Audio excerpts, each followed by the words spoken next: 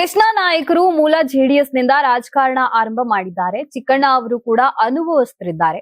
ಪಕ್ಷದಲ್ಲಿ ದುಡಿದಿದ್ದಾರೆ, ರಾಜಕೀಯದಲ್ಲಿ ಗುರುತಿಸಿಕೊಂಡಿದ್ದಾರೆ. ಕಳೆದ ಬಾರಿ ಕೃಷ್ಣ ನಾಯಕ್ ಅವರ ಹೆಸರು ಬಹಳ ಮುಂಚೂಣಿಯಲ್ಲಿತ್ತು. ಕೊನೆ ಹಂತದಲ್ಲಿ ಅನಿರೀಕ್ಷಿತವಾಗಿ ಕಾಲಘಟ್ಟದ ಬೆಳವಣಿಗೆಗಳಿಗಾಗಿ ಟಿಕೆಟ್ ತಪ್ಪೋಯ್ತು. ಜಯಪ್ರಕಾಶ್ ಅವರು ಯುವಕರಿದ್ದಾರೆ, ಅವರಿಗೂ ಒಂದು ಅವಕಾಶ ಕೊಡಬೇಕು ಅಂತ ಜಿಲ್ಲಾ ನಾಯಕರು ಒಪಿನಿಯನ್ ಕೊಟ್ಟಾಗ ಅಂತಿಮವಾಗಿ ವರಿಷ್ಠರು ಟಿಕೆಟ್ ಕೊಡಬೇಕು ಅನ್ನೋ ವಾತಾವರಣ ಸೃಷ್ಟಿಯಾಗಿದೆ ಅಷ್ಟೇ.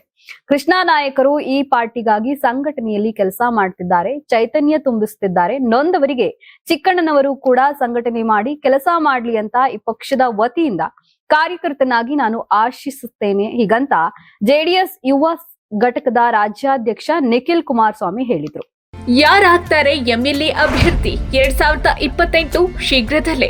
ಪ್ರತಿದಿನ ಒಂದೊಂದು ಕ್ಷೇತ್ರದ ಟಿಕೆಟ್ ಆಕಾಂಕ್ಷಿಗಳ ಸಂಪೂರ್ಣ ಮಾಹಿತಿ ಪೊಲಿಟಿಕಲ್ ಜರ್ನಲಿಸ್ಟ್ ಕೆಎಂ ಶಿವಕುಮಾರ್ ಅವರಿಂದ. ಕರ್ನಾಟಕದ ನಂಬರ್ 1 ಡಿಜಿಟಲ್ ಮೀಡಿಯಾ ನಿಮ್ಮ ನೆಚ್ಚಿನ ಕರ್ನಾಟಕ ಟಿವಿಯಲ್ಲಿ ಮಾತ್ರ. ನೀವು ಸಣ್ಣ ಆಗ್ಬೇಕಲ್ವಾ? ಅದು ಒಂದು ಉತ್ತಮ ಆಹಾರದಿಂದ ಸಣ್ಣ ಆಗ್ಬೇಕಲ್ವಾ? ಪ್ರತಿದಿನ ನಮ್ಮ ಜೀನಿ ಸ್ಲಿಮ್ ನ ಯೂಸ್ ಮಾಡಿ ಯಾವುದೇ ಸೈಡ್ ಎಫೆಕ್ಟ್ ಇಲ್ದಂಗೆ ನೀವು ಸಣ್ಣ ಆಗ್ತೀರಾ.